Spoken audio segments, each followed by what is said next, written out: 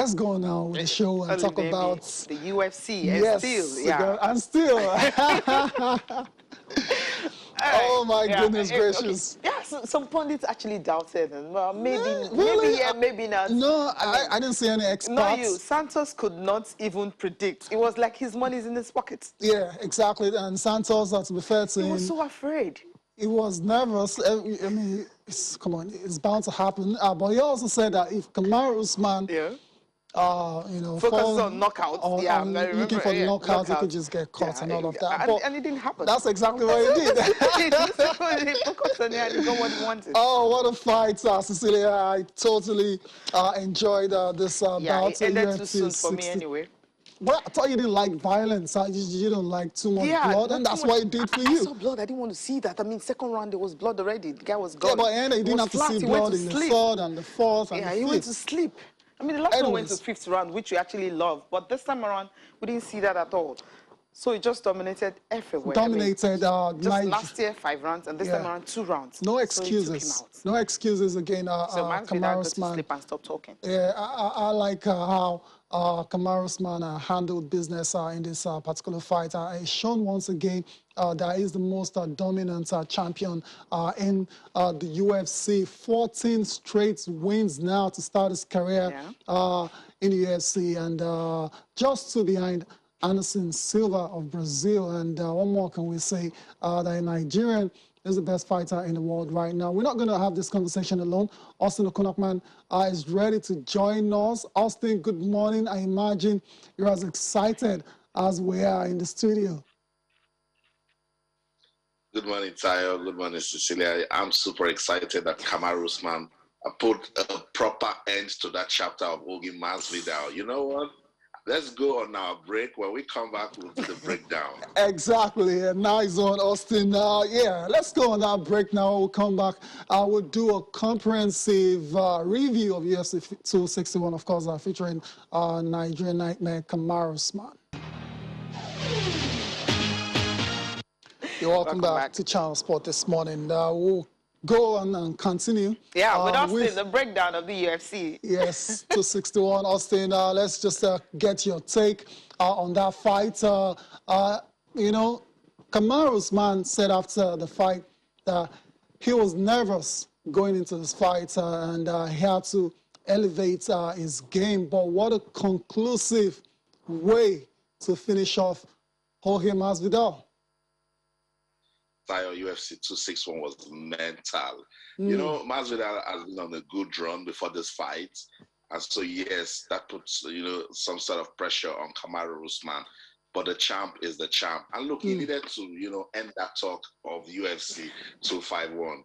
He dominated that fight, but because it went all the way, Masvidal started he came into the fight, remember, on 6 days notice. Talks of what happened with Gilbert Burns, and so with all the good form that he was having, he thought he could have a ride on the champ. But what a way to put some respect on that name. Yeah. When he defeated Gilbert Burns, he said it put some respect on my name because we're not respecting him. He looked at the pound for pound, list, and it was like, what is Kamaru Usman doing down there? Okay, so these guys need some more proof, and I'll give it to them. And what a story is telling everyone. 14 straight win in the UFC. You mentioned there that it's just Anderson that's got a better record, 16. This is his 4th straight title defense. Wow. What are we talking about? That crushing right hand that he landed on Masvidal. Made Masvidal to admit that, look, he's got my number. And you remember it forever. You remember it forever. Kamaru Usman, look, Tayo, I keep telling who wants to listen that this guy will dominate the welterweight for as long as he wants. Set up next is Colby Covington. And Covington has been crying since he lost, Since his broke his jaw. That one needs a proper beating now because he's been making so much noise. He wants to face the champ again and all of that. We'll see, With this victory over Masvidal, giving Masvidal his first TKO since 2008. Exactly. Putting down a fighter who's been enjoying good form. Look, a lot of persons don't understand how crazy the UFC can be. It takes just one kick and you are out. Just one punch and you are out. And when you're the champ, everyone is coming at you. And Kamaru Usman over and over again has shown us that consistency that I want to see from a champion. Truly deserves our respect, bro. Indeed. And going into the fight, you mentioned UFC 251, Kamaru Usman dominated the fight in the clinch with his wrestling. But going into 261, Masvidal talked a lot of smack about how Usman doesn't have the power to knock him out, and he didn't feel his power, all of that. So it's very interesting to see that Kamaru has actually gone on to win this fight, not by out wrestling or out grappling Masvidal. He's actually gone on to knock him out, because when it comes to striking in the UFC, Masvidal is one of those guys that is at the very top when it comes to striking. And now Usman is beating him at his own game. I mean, they don't come more convincing than that, Austin. That tells you he did his research. He went back, took a look at UFC 251. What are some of the mistakes he made? And you know, sometimes it's very tricky when you leave the decision to these judges. You know, depending on what they drink that day, they might just mess you up, you know. So I think Usman didn't like the way it ended. It was a unanimous decision victory, though he dominated it from round 1 to 5. He said after the fight that he needed to put a definitive end to this Masvidal chapter. And what a way to do it. Second round, crushing right hand, put Masvidal to sleep, went on him with the hammer. And then, if they had not called, if Henry was fast to stop him, would be burying somebody by now. Thankfully, that's not the case. I mean, Austin Masvidal woke up and was asking what happened. Yeah, he was asking his corner what happened, what's going on, guys. But Austin, before we quickly leave this, leave UFC. I mean, you know, coming into this fight, it was ranked number 2 in the world as, you know, best pound-for-pound fighter when it comes to MMA. And of course, when it comes to welterweight, he's ranked number 1. But right now, where does he stand in terms of UFC? Where is it? I think the UFC needs to come out and correct that mistake. After the fight, the UFC still had him at number 2, but ESPN had him on number 1 even before the fight, because they understand that, look, no one comes close to this guy. Now he has shown us that he can wrestle, he can strike, he can do the unthinkable.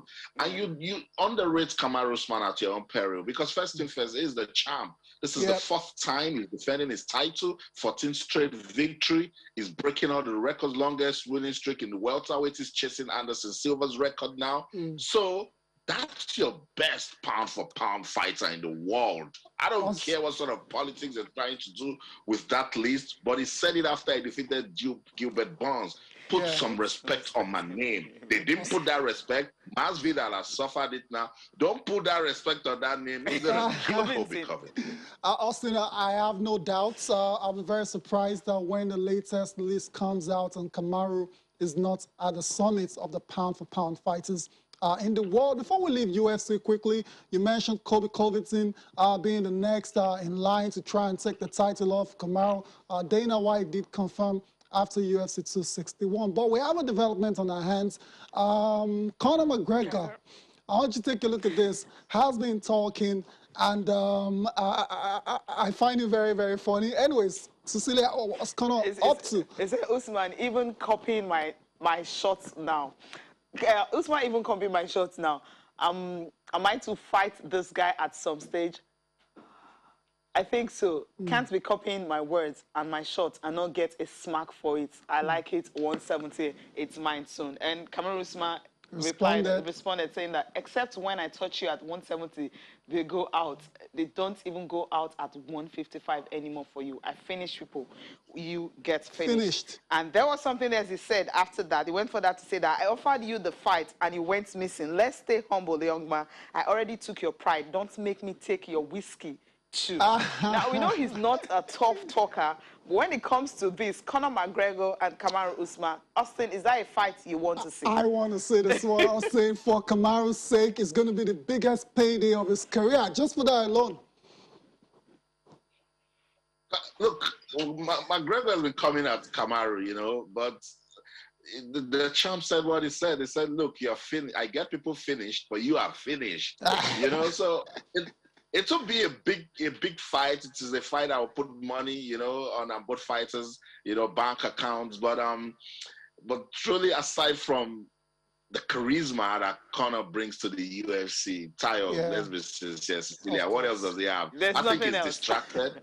I Shots. think he knows that he's got some name, but I mean, with the fights that he has lost, that I even put some confidence on him to win, and he didn't win. He's no match for Usman. But he understands that. Look, this is the toast of the moment. Everyone's talking about Kamaru Usman. So if I get a good fight, I will. But that's not how to come. Put some respect. That's what Kamaru is saying. Don't talk to the champ that way. That I'm copying your shots. Can you imagine that? Come on, Conor. Let's leave him. I mean, we actually want Usman to actually send him to permanent retirement. So he doesn't have to come back again. I think we'll expect that. I think we have to leave UFC now. I know we can continue talking about this for the rest of the show.